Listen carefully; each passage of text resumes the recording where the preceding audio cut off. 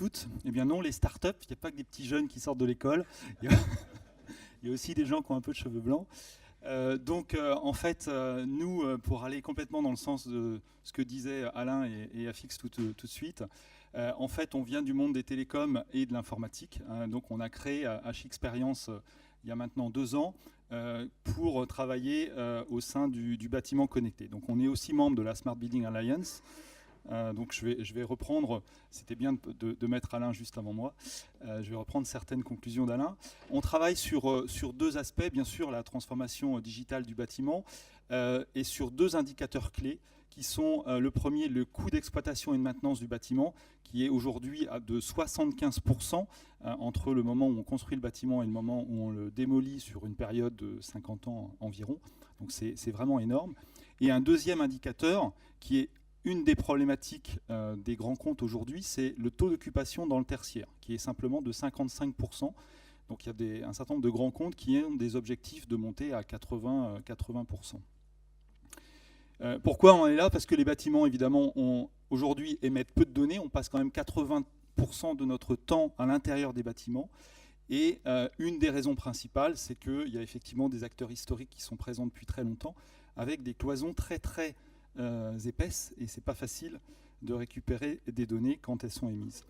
Donc chez H-Experience, qu'est-ce qu'on a fait? On a travaillé sur une proposition de valeur en rupture. Globalement, on s'appuie sur l'Internet des objets industriels, j'insiste. On fabrique pas d'objets nous-mêmes. On a un écosystème de partenaires avec lequel on travaille sur les capteurs, les actionneurs, etc.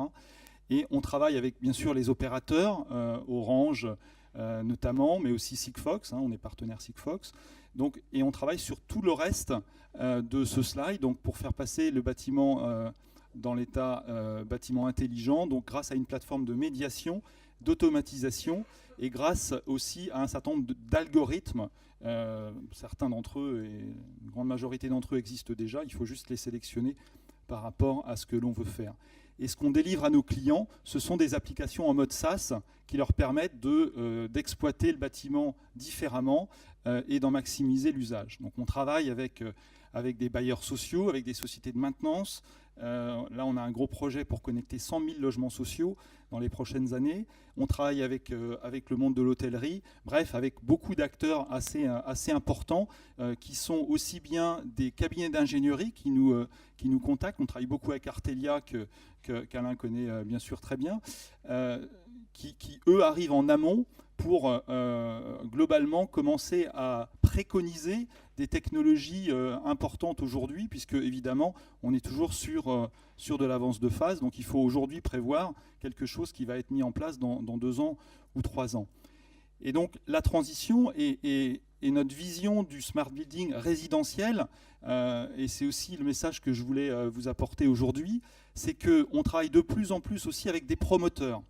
Donc il est possible que, évidemment, vous ne soyez pas forcément au courant de ces projets-là, mais tous les promoteurs français s'intéressent à ces sujets-là aujourd'hui, ont lancé des groupes de travail pour clairement identifier quelles solutions mettre en place et comment les mettre en place.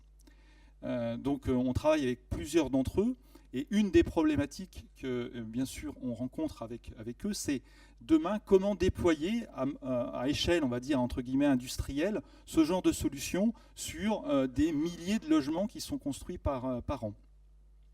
Le plus gros d'entre eux, enfin, il y a Bouygues Immobilier a annoncé une offre de smart home associée à ces logements. Nexity a aussi fait des expérimentations qui sont extrêmement intéressantes.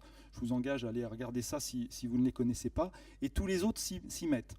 Donc globalement, nous, ce qu'on a fait, c'est on dialogue bien sûr avec eux, on les voit régulièrement, et on leur propose d'associer l'infrastructure du bâtiment sur laquelle on est présent et sur laquelle on est pertinent, à la smart home, globalement, pour connecter en plus le logement, et ce qu'on appelle à SBA le 4e fluide, à la colonne informatique qu'on met en place globalement, que les promoteurs mettent en place dans l'immeuble. Donc tout ça pour se connecter à une plateforme. Donc nous, on ne va pas intervenir au niveau de la smart home, mais en revanche, on peut aider on va dire, le déploiement de ce genre de solution et l'adoption de ce genre de solution. Parce que demain, effectivement, aujourd'hui, on est en mode standalone où on va chercher chez les Castorama ou ou chez les différents retailers une solution de smart home. Mais demain, les promoteurs vont offrir directement dans leur logement, ça fera partie du package quand on va acheter le logement, la smart home intégrée. Alors l'idée, c'est bien sûr d'offrir, au-delà de la smart home, tout un package de services, et je rejoins complètement les conclusions qui visiblement ont été mentionnées hier, je n'étais pas présent, mais le succès de la smart home, c'est une offre de service. Et aujourd'hui, si ça ne décolle pas suffisamment, c'est que la proposition de valeur, et la valeur perçue en tout cas par les clients, n'est pas suffisamment forte, hein, globalement. Donc c'est vraiment là-dessus qu'il faut travailler. Bien entendu, on s'appuie sur des technologies, mais derrière ces technologies doivent être transparentes pour le client final. Et ce qu'il doit voir, c'est une multitude de services. Donc ce qu'a fait par exemple un Nexity et tous les promoteurs, c'est ils commencent à mettre en place des applications qui sont dédiées à un environnement spécifique, à un immeuble. Et sur ces applications, il y a des services qui sont des services, on va appeler ça de smart home, mais il y a aussi un certain nombre de services de proximité. Qu'est-ce qui se passe dans l'environnement proche du bâtiment, au niveau des infrastructures, au niveau de la santé à domicile aussi, au niveau des réseaux sociaux et de la conciergerie, au niveau de la maîtrise de consommation, EDF l'a mentionné tout à l'heure, au niveau de la sécurité d'accès. Donc typiquement, ce qu'on fait pour les bailleurs sociaux aujourd'hui, c'est connecter des chaudières individuelles pour pouvoir faciliter l'intervention à distance et plus simplement envoyer un technicien sur place systématiquement quand il y a une panne. Mais c'est aussi connecter des systèmes de sécurité et d'accès. Tout ce qui est coworking aussi, donc ça aussi, ça va se développer fortement. Donc globalement, on va travailler demain différemment d'aujourd'hui. Ça a commencé déjà depuis quelques années, mais là aussi, il va y avoir des espaces de coworking qui vont se dessiner à proximité de la résidence des gens. Et puis les services de proximité qui vont également se développer. Alors, dernier point, vous savez qu'à partir de 2017, donc cette année, va être obligatoire le carnet numérique du bâtiment. Donc là aussi, c'est une source importante d'innovation technologique au niveau de la copropriété, puisque le syndic, lui, va être amené aussi à proposer de nouveaux services autour de la gestion du bâtiment et autour de la copropriété grâce à ce carnet numérique. Voilà, je vous remercie. Je ne sais pas combien de temps j'ai tenu, mais...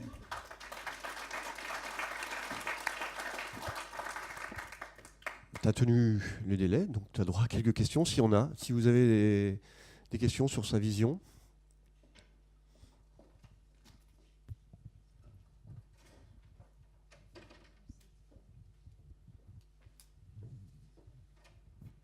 Merci, bonjour, Laurent Fantino, Société Bosch.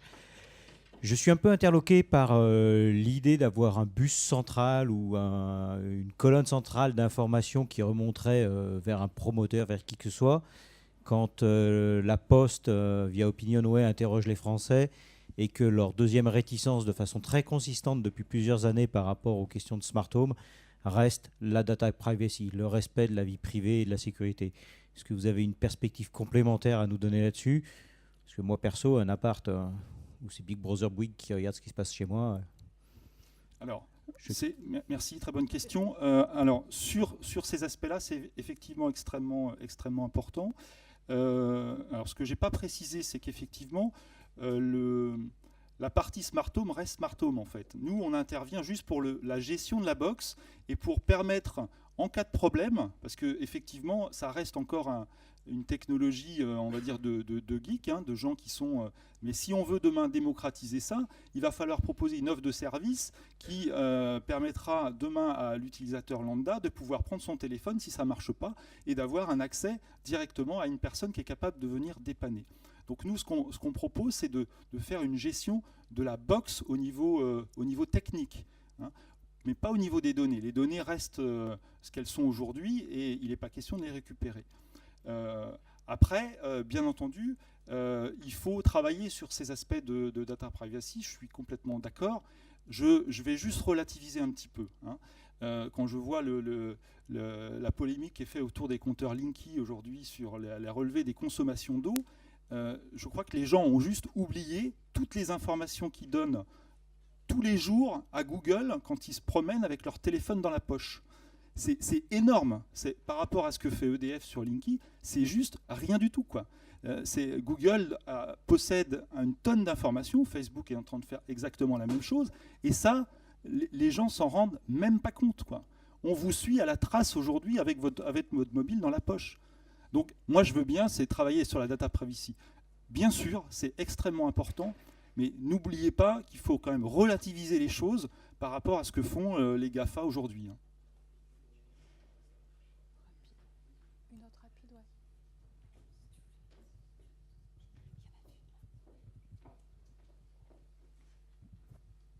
Rebonjour, Antoine Kell d'Écologique.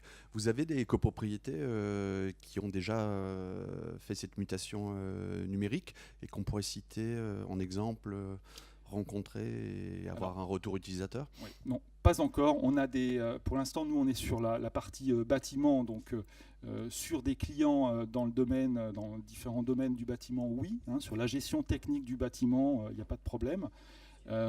Sur la partie, donc pour votre question, sur la partie immobilière, c'est encore des discussions qui sont avec les promoteurs, qui se posent beaucoup de questions sur comment intégrer ça. Donc il y a les questions effectivement de sécurité qui sont aussi une des questions importantes, la question des données, la question de l'architecture, la question de l'installation et du support. Donc vous voyez, c'est un certain nombre de questions qui sont aujourd'hui toujours d'actualité chez eux, et je ne crois pas que ce soit complètement résolu. Oui, oui. Oui, sur 3 ans. Oui. Je crois on va pas avoir le temps, mais vous viendrez voir Patrick à la pause. Je suis là toute la journée. Même il sera à la table ronde cet après-midi. Donc voilà, on n'a pas fini de l'entendre. Et n'hésitez pas, parce que c'est fait pour ça en fait. On fait des petites conférences, mais c'est ce qu'il y a entre les conférences qui sont intéressantes. Donc discutez entre vous. Et voilà, je pense que c'est très intéressant. Merci beaucoup. Merci.